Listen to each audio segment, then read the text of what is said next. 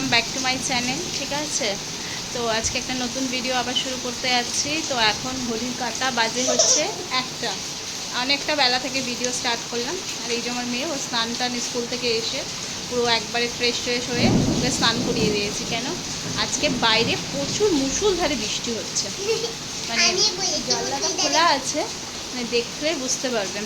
আমি দেখাচ্ছি তোমাদের ব্যাক ক্যামেরা করে, এত বৃষ্টি হচ্ছে। তো এখন আমি ওকে বললাম যে একেবারে তাড়াতাড়ি করে স্নান করে নে। আমরা 12:30টায় স্কুল থেকে ওকে নিয়ে বাড়ি আসতে আসতে বাজে। আমি 15-20 মিনিট একটু রেস্ট নিই, কেন কি অতটা দূর হেঁটে যেতে হয়।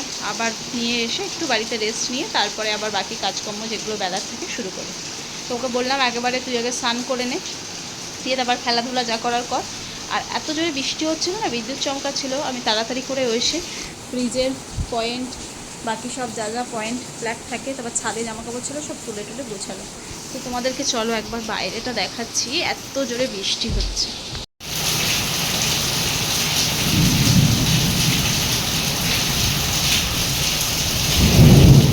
প্রচণ্ড জোরে বৃষ্টি হচ্ছে দেখতেই পেলে। আর রান্নাঘরে এখন এই কন্ডিশন রয়েছে। আর আর এখন দেখো এই যে পুরো এখানে পুরো খেলনা পুরো ছড়িয়ে ছিটিয়ে করছে। এখন কী করবে, বাইরে তো এদের যে খেলার অপশান নেই, তো এখানটাতেই ওকে খেলতে বলি, কেন কি বিছানায় আগে খেলতো। এবার বর্ষাকালের দিন তো, মানে প্রতিদিন যদি বিছানায় খেলে তো আমাকে প্রতিদিন বিছানায় কী বলো তো চাদরটা চেঞ্জ করতে হচ্ছে। আর বর্ষাকালের দিনে চাদর শুকনো করা খুব ডিফিকাল্ট হয়ে যাচ্ছে, এত বড় একটা জিনিস ঘরেও এনে মেলা যায় না। তো আমি বললাম বিছানাটা আমার পরিষ্কার পরিচ্ছন্ন থাকলে ঘরটা দেখবে লুকটাও পুরো চেঞ্জ হয়ে যায়। এই ব্যাগটা গুছাবো, আমি গেছিলাম মানে ওকে নিয়ে এসেছিলাম, তারপরে ওই টাকাগুলো বের করে, খুচরো কিছু টাকা ওগুলো বের করে রেখে আর গোছানো হয়নি। তো সরো, তো এখন হচ্ছে এই বাইরের ভিউটা তোমাদের একটু দেখাই। দেখছো, দেখো পুরো বৃষ্টি, যে এত জোরে বৃষ্টি হচ্ছে, হালকা হালকা জল জমে আছে। এই জ্বালাটা খুলছি না, তার কারণ হচ্ছে জল ঝাপটা আসছে, দেখো না জল যাচ্ছে, দেখো। আর দেখো এখন এই তরি তরকারিগুলো কাটবো, মানে তরি তরকারি বলতে শুধু ওই আলু পেঁয়াজ আদা রসুন এগুলোই সমস্ত কাটার আছে আর কি। চলো গাইস, আমি আজকে রোনের সাথে আমার ছোট্ট পুতুলের একটা ছোট্ট জিনিসে আমার খেলার ব্লগ নিয়ে এসেছি। আমি স্কুল থেকে এসে খেলতে বসেছি, ওর ব্লগ নিয়ে এসেছি আমি। আমার ঘরে অনেকক্ষণ আগে সাজানো হয়ে গেছে। তো এখন দেখো খেলনাগুলো নিয়ে সব খেলছে, আর ওটাই তোমাদেরকে বলছিল আর কি। এখানে এটা হচ্ছে সব কাটাকুটি করছে, দিয়ে বলছে একা একা এখনকার বাচ্চাদের তো বাইরে বেরিয়ে খেলার সাথে সেরকম একটা হয় না, তো সেই কারণের জন্য ঘরে বসে বসেই যেরকম মন চায় সেরকমভাবেই খেলে। আমিও বারণ করি না, যে যা পাচ্ছে খেলছে, ঘরে খেলুক আর কি। তো দেখো বন্ধুরা, এখন আমার এখানে আলু ভাজা চলছে, ডিমটা নুন হলুদ মাখিয়ে রেখেছি। আর আমার মেয়ের ডিমের ঝোল অলমোস্ট হয়ে গেছে, তো মানে লঙ্কা ফঙ্কা দিয়ে তো খেতে পারে না, তাই নর্মালি ওর ঝোল। আর এখানে আলুগুলো ভাজা হয়ে গেলে গ্যাসের ফ্লেম জোরে দিয়ে রেখেছি, দিয়ে করবো। আর আর এইমাত্র ট্রাইপড থেকে হচ্ছে ফোনটা পড়ে গেল। ট্রাইপডটা অনেক দিনকার তো খারাপ হয়ে গেছে। তো এই দেখো এই যে জায়গাটা, এইখানটায় মানে ওখানে একটা থাকে স্পঞ্জের মতন থাকে, যেটা ফোনটাকে আঠার মতন আটকে রাখে, তো এটা ছিঁড়ে গেছে। তো যার জন্য আমি এই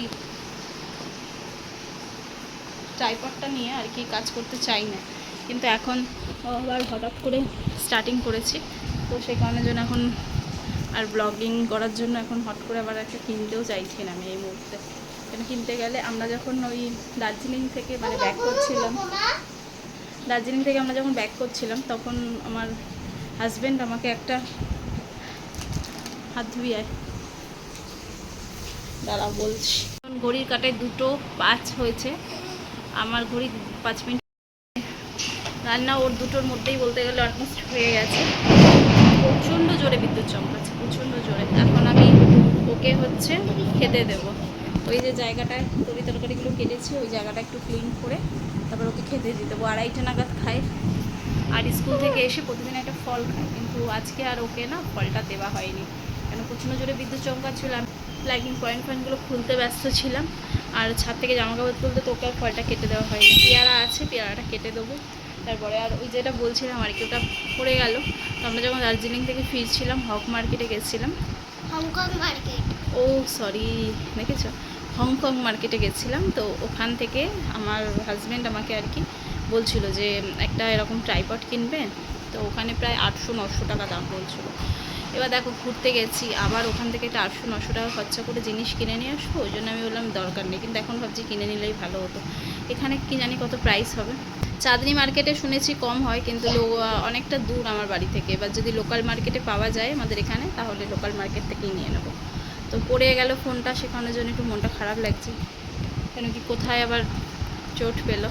তো এখন যতদিন নতুন ট্রাইপড না কিনছি ততদিন হচ্ছে এই ট্রাইপডটা দিয়েই আমাকে কাজ চালাতে হবে। আর এই ট্রাইপডটা যখন আমি ইউজ করব চেষ্টা করতে হবে যাতে ফোনটা পড়ে, মানে পড়লে ওর পাশে একটা মোটা কিছু রেখে দেওয়া, যাতে তার মধ্যে পড়ে। ঠিক আছে, এই হচ্ছে ব্যাপার। আর এখন ডিমের ঝোলটা চলো করি। তো দেখো লাল লাল ডিম কষা একদম আমার অলমোস্ট রেডি হতে চলেছে আর কি, ফুটছে। তো বন্ধুরা, আমার এখন সমস্ত মানে রান্নাবান্নার পর্বটা পুরো শেষ হয়ে গেছে। দেখো ঘেমে নিয়ে একাকার অবস্থা। আর ওকে এখন দিয়েছি পিয়ারা খেতে, ও পিয়ারা খাচ্ছে। আর এই খেলাগুলো এখন দেখো, এই এতটা, এই খেলাগুলো এখন আমাকে তুলতে হবে। এখন দেখো আমার খাবারটাও বেড়ে নিয়েছি, একটু মুসুর ডাল নিয়েছি, আর এই যে ডিম কষাটা করেছিলাম ওটাই অল্প করে একটু নিয়ে নিয়েছি। চলো দুপুরের লাঞ্চটা সেরে নিয়ে, এই দিয়ে আজকে দুপুরের লাঞ্চ আর কি সারবো। আর এখানে দেখো রান্নাঘর এখন আমার পুরো ক্লিন করে নিয়েছি, যে যে তরকারিগুলো রয়েছে সেগুলো একদম বাটিতে খালি করে নিয়েছি, দিয়ে এখন বাকি সমস্ত জিনিসপত্রগুলো ফ্রিজে তুলে দেবো।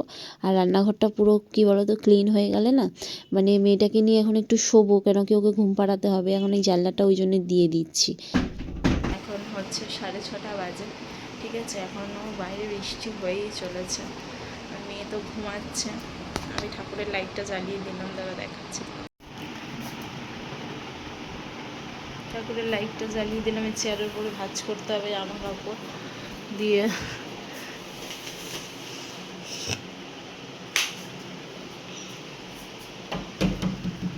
বাইরে দেখছো গুটগুটে অন্ধকার। এই দেখো এখনও বৃষ্টি হয়েই চলেছে। দুটোটার নাম কি জানো? দুটোটার নাম হচ্ছে সেনোরিটা। এটা বাজে, এটা আমি এখন তোমাদের বাজিয়ে দেখাতে পারবো না, বিকজ মেয়ে উঠে যাবে। সকালে উঠে স্কুলে যায়, তার অনেক বলে বলে ঘুম পাড়াতে হয়। এই 4টে থেকে নিয়ে ঘুম পাড়ানোর জন্য যুদ্ধই বলতে পারো, যুদ্ধ করে করে সেই করে 5টার দিকে ঘুমিয়েছে। ঠিক আছে, তারপর একটু ঘুমিয়ে নিক, আর তারপরে তুলে দেবো। বেশিক্ষণ ঘুম পাড়িয়ে রাখবো না, 7টার দিক করে তুলে দেবো। আর আমি শুয়েছিলাম, শুয়ে সেই ভিডিও এডিটিংয়ের কিছু কাজ ছিল আমার, আমি কিছু ভিডিও দেখছিলাম, সেইগুলো করলাম। কেন কি একটা শর্ট ভিডিও এডিট করে সেটা দেওয়ার ছিল, তো দেখতে পারো তোমরা চ্যানেলে গিয়ে। শর্ট ভিডিও চটজলদি স্যান্ডউইচ কীভাবে আমি বানাই সেটা আমার শর্ট ভিডিওতে দেওয়া আছে, চাইলে তোমরা গিয়ে একবার দেখতে পারো। ঠিক আছে, তো এখন আর কথা বাড়াবো না। আটার প্যাকেটটা একটু বাদে ঢালতে হবে। ঠিক আছে, এখন দেখি টুকিটাকি কী করা যায়। ক্যামেরা অন করবো না, কেন মোবাইলে এখন 10% চার্জ। আর বাইরে বৃষ্টির যা মানে অবস্থা, তাতে কখন কারেন্ট চলে যায়। যদিও আমাদের এখানে খুব বেশি কারেন্ট কিন্তু যায় না। আর এত পরিমাণে চুল উঠছে, মানে ধারণা করার বাইরে। দেখবে এখন তোমাদের সাথে কথা বলতে বলতে চুলের গোড়া থেকে টানবো, এরকম। দেখেছো, এটা তো কম, আরও প্রচুর প্রচুর চুল উঠছে, মুঠো মুঠো চুল উঠছে, দেখাচ্ছি দাঁড়া। আর ওই আমার চুল যদি সাথে করে ঝোলে না, আমার অস্বস্তি লাগে।